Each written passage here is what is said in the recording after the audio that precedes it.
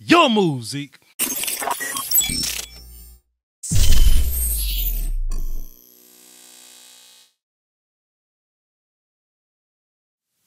What's good, y'all? It's Voch Lombardi, and we're back with another installment of the court case of the people versus Elliott. And if you're one of those fans that really take this to face value and you get nervous and you lose sleep at night, then I'm sorry. But if you're the type of fan that I am and you know that it's all going to work out in the end, this is pretty entertaining. Zeke out, freak out, the whole Zeke watch thing, these hashtags that are happening, it's kind of interesting. And what we're seeing is this back and forth of, I'll take my side of the leverage, you take your side. And I think that's pretty fun. Ever since Zeke went to the principal's office and he walked out with no suspension, I think he's kind of walking around like, man, I might want to get my money before things get too bad. And that side of the game kind of makes a little sense. It's a bit early for him, but it's crazy because Steven, like when you hear him talking on all the press conferences and things like that, the radio shows, he was so confident that he was going to sign Zeke. But it seems like Stephen Jones got a different look on his face nowadays, and I think that's a lot more interesting. And it really all started with these contract talks, with Zeke not boarding the plane to fly out to Oxnard. Sean Leas was in California. He flew back to Dallas just to fly back to California with the team. That's fantastic. And Zeke's teammates are kind of taking a good angle on this in terms of we're not going to talk about Zeke's money, but this is clearly something that we gotta look at in terms of courtroom drama. So, I mean, cool, Zeke is leaving the country. He has his own right to do that. I think there's an angle that Cowboy fans aren't really thinking about. Like, what if he goes to Cabo and he runs into a dollar margarita night and he gets drunk and he gets into trouble again? He definitely ain't getting no money.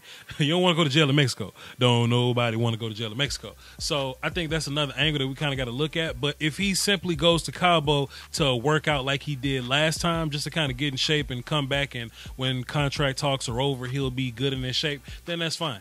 But I'm really liking this angle because, like I always say, man, Stephen Jones is undefeated. He plays a mean game of chicken. If anybody feel like Stephen Jones is soft, they could say so right now. I don't think anybody's going to say that. But the latest development is we're just going to go sign Alfred Morris. Now, even though I think Zeke gets paid, and I think that we should pay Zeke, and I would love to win with Zeke. I think he's a very pivotal part of this offense. You win the game with horses. Zeke is definitely one of our horses. I want him involved in all this. You can definitely win with committee. So this Alfred Morris signing does a lot of things. Shouts out to Law Nation. He really put me up on this, called the optics. This does a lot for the optics. Now, is Alfred Morris going to come in and, fight for the lead position in a committee type situation? I don't think that's Alfred Morris's role, but this is more so of the look. I think Alfred Morris got signed just to say, all right, cool, you want to go your ass to Dollar Margarita night? We're going to bring in Alfred Morris and we're going to keep running.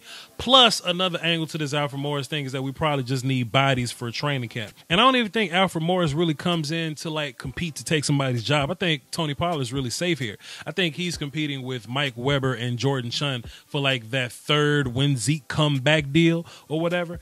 Darius Jackson, I don't really consider him to be a guy that's going to be on this team. So I guess if you want to throw him in that competition committee situation as well, I guess you could do that.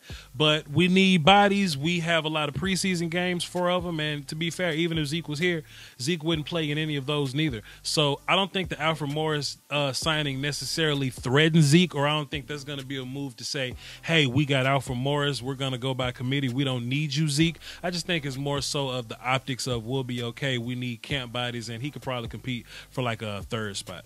Unless we go sign a different running back. Now, the fact that this is Alfred Morris really gives me a good idea that we're not going to put any faith in this running back by committee deal right now, because it's not really, Alfred Morris isn't talented enough to hold that banner. Now, if we go out and get Jay Ajayi, that's different. That's different. Stephen Jones don't lose, and I think he's a gangster. You want to be gangster? You want to pull off one of those moves? Go sign Jay Ajayi right now and let him run with Tony Pollard and whoever the hell the third guy is going to be. You want to shake this thing up. You want to make Zeke nervous. You want to, keep your undefeated record. You still want to be the heavyweight champion of the world. In the case of the people versus Ezekiel Elliott, you go sign Jay Ajayi. You go sign a guy like Jacquizz Rodgers, and you let him compete with with the guys that are on this roster already, and that's going to send a different message. Bringing in Alfred Morris does nothing. That's just like the new kid that we brought in, Taryn Christensen, the new quarterback that we brought in. I don't really consider him to be in competition for the second quarterback spot. Now, is he going to be a guy that can be practice squad? Is he going to be a guy that can help us with like scout team when we play scrambling quarterbacks? Absolutely, I think so. I think Alfred Morris is one of those just complimentary scout help guys. But if you really want to shake this thing up, go get Jay Ajayi and see how fast Ezekiel Elliott comes back home. But if I could be truthful with you, because I try to be truthful here on this channel, I think, in my personal opinion, I think at the end of the day, I think Zeke gets signed. He's going to get his money. And if he doesn't get his money, those lawyer fees and trips to Cabo and dollar margarita nights are going to add up, and he's going to realize that he just can't miss game checks. So when it comes down to that, week one versus the Giants, and he's going to realize, I could either sit out and hope I make more money, or I could just miss out on this game check and continue to get fined and go deeper and deeper into the red. I think Zeke will be suiting up and playing running back for us. YouTube Illuminati is taking money away from your favorite content creators, and people often ask the best way to support the channel directly. I tell them that's subscribing to my Patreon. Just $1 a month would increase production and the frequency of uploads. Basically, that means more content for you. For less than a bag of almond M&Ms, you can support the channel, call dibs on requests for future videos, and you can have access to Patreon exclusive material like my throwback film sessions. That's patreon.com/Voch Lombardi. I appreciate the support. Doski Woski. Salute. Hey, man, appreciate y'all for tuning in. I like to do these blogs. I plan on doing a lot more. Hit the like button if you haven't. Subscribe and hit the notification bell so you know when I drop random-ass blogs, film sessions, live streams, any kind of stuff that I do just like this. Stay tuned. Peace, y'all.